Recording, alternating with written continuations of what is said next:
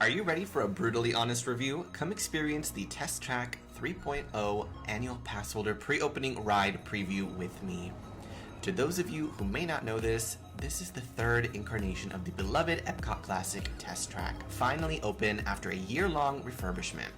Test Track 2.0 was not my favorite, but Imagineers promised this ride would combine elements from the original World of Motion ride from this building and Test Track's 1.0 version, which was one of my absolute favorite childhood rides. Let's see how they did.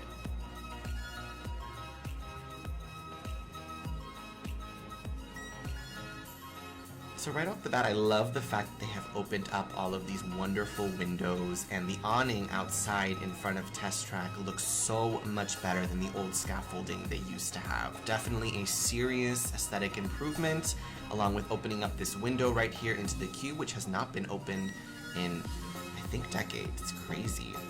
However, here is where we start to run into a few little nitpicky issues, I think, that I have. Firstly, some of the wall decals were starting to peel off already, and this is only the preview. It hasn't even officially opened to the public yet. Second, I wasn't crazy about these random trash displays, recycling displays. I just felt like something better could have been done here. Overall, I feel like this whole entire queue was lacking in any sort of kinetic energy, and as you can see, some of it was already dirty. There were a lot of blank, unthemed walls, which I didn't really love. I feel like for a ride that was originally World of Motion and is inspired by the movement of transportation, the queue had no kinetic energy, no moving parts, aside from the screens playing. I feel like they could have done so much more with this space. Just like the original Test Track 2.0 had a lot of moving parts, it felt like you were walking through an actual car testing factory. I wish they would have returned to a little bit more of that in the queue, especially since this particular ride always has a tremendously long line when it is open regularly. So a little bit of a more interesting queue investment probably would have gone a long way here. But aesthetically very clean. But again, here, a completely empty display. I don't even know what was supposed to go here. It's just a completely blank podium. I don't know if I was missing the point of something there, but it's a very modern, very clean aesthetic, which overall isn't too bad, just lacking a little bit of that magic.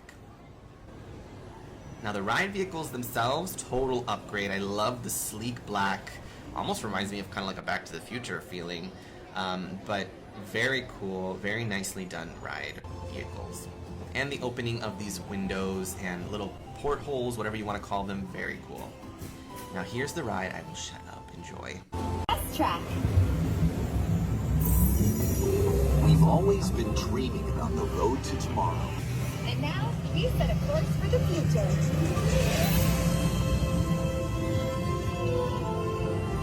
Before we can visualize tomorrow, we have to start by looking at the world of today a little differently. That's where I can help.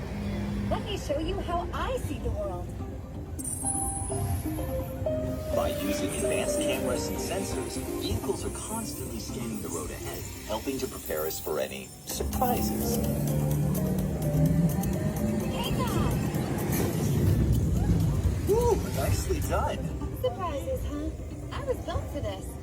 Tomorrow's roads will be built with technology too, like inductive charging to help keep you powered up. Smart road activated.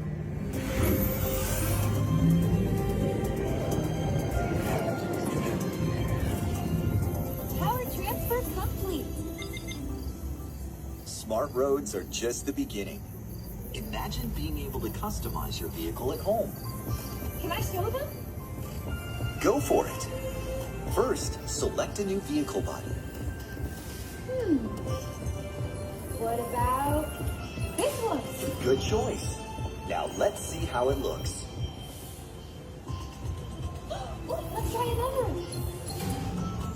That looks good with the third row. And here's one I think you'll really love. Oh, I could get used to this.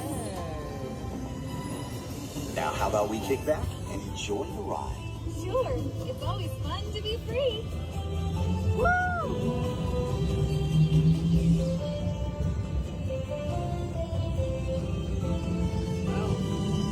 Smells like pine trees.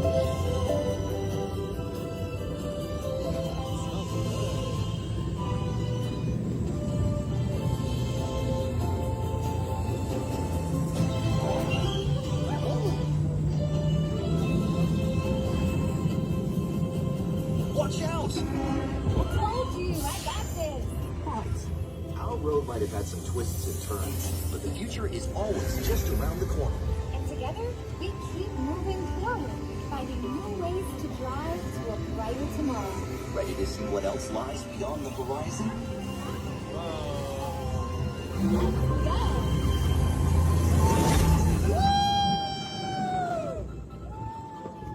Please remember to watch your step and take all of your personal belongings with you as you hit the road. You see what I did there? I think you should just leave the jokes to me. Maybe you're right. Thanks for joining us. See you in the future. And I'm back. So overall, I felt like a lot of the aesthetic choices and conceptual choices were really strong with Test Track 3.0. I loved how it felt like you were driving through practical sets, bringing it back to almost like a world of motion feel. That ride had a lot of animatronics, a lot of different locations you were, kind of sliding through as you went on your journey. I like that they brought that back. I like that they grounded this back into a car testing sort of concept. Whereas I felt like Test Track 2.0 really leaned heavily into like a simulation Tron-esque sort of thing, which didn't really work. I felt like this ride came off a lot warmer, a lot more inviting, a lot more fun. However, for some reason I feel like Test Track used to be a lot faster. I don't know if it was just, it felt that way when I was a kid, but it did feel a little slower.